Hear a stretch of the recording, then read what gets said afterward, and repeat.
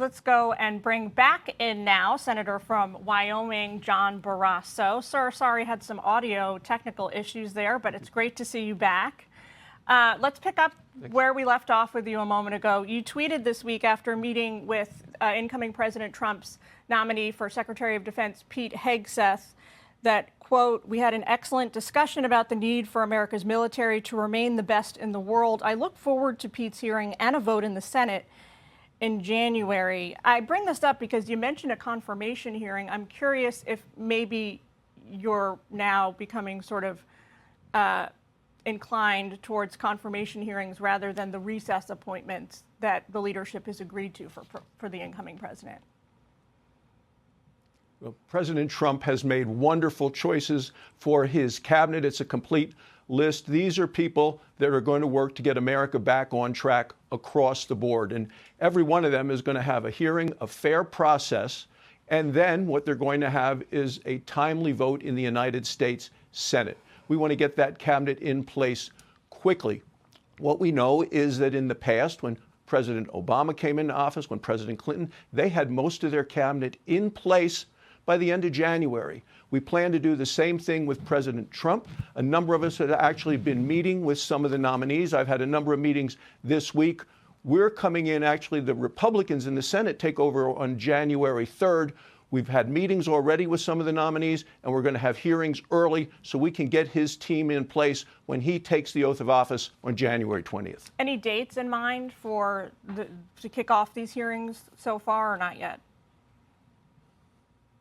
Well, after we come into the majority, we'll move ahead. But the president has made excellent choices across the board. This is a group that can get America back on track and also help drain the swamp. Look, President Trump, when he was there the last time, was a little slower than nominees, much faster now. These are people who are fighters. They're going to be fearless in draining the swamp. They're going to get the country back on track. Let's talk about energy. The incoming president has made domestic drilling sort of the centerpiece of his economic agenda for growth looking ahead.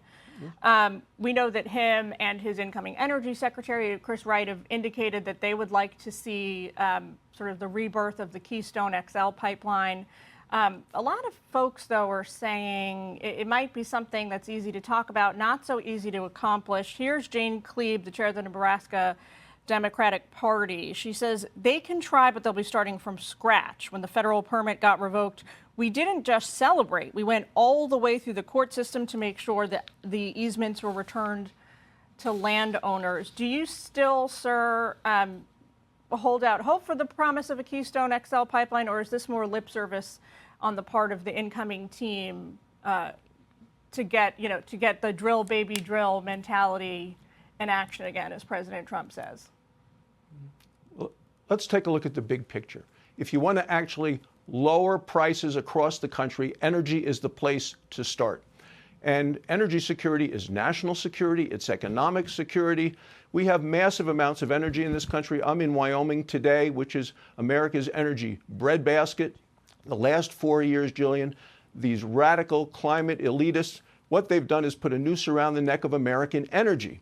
And what we need to do right now is get that noose removed, and we've done it with the election of President Trump. But this is the reason people have been paying 20, 30% more to heat their houses or to fill up their gas tank.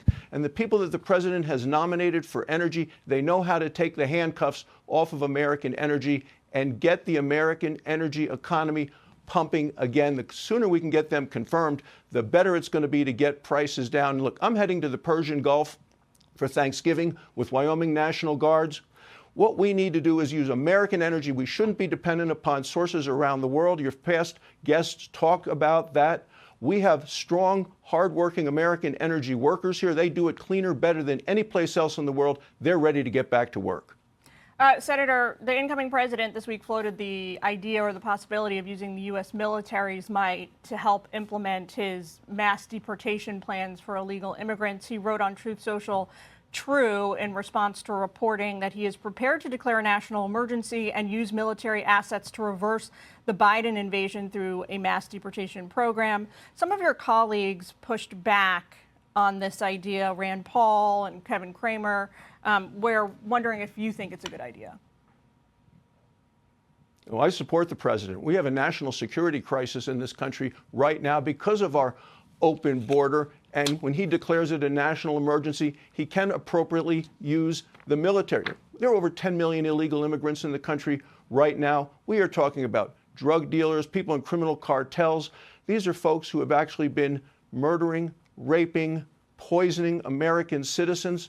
When you take a look at the president's magnificent victory, the decisive victory, it's, I think, because people were scared about all of these people in the country illegally. People want to feel safe in their own homes. So when you take a look at the president and President Trump saying we're going to do mass deportations of these illegal immigrant criminals, 3 out of 4 Americans support that.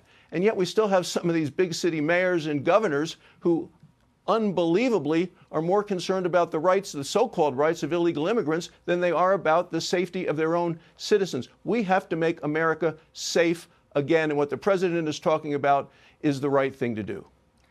Senator, we're out of time. We have to leave it there, but thank you for taking time with us today. It's wonderful to talk to you. As always, we wish you the best in your new leadership position, and happy Thanksgiving. Click here to subscribe to the Fox News YouTube page to catch our hottest interviews and most compelling analysis. You won't get it anywhere else.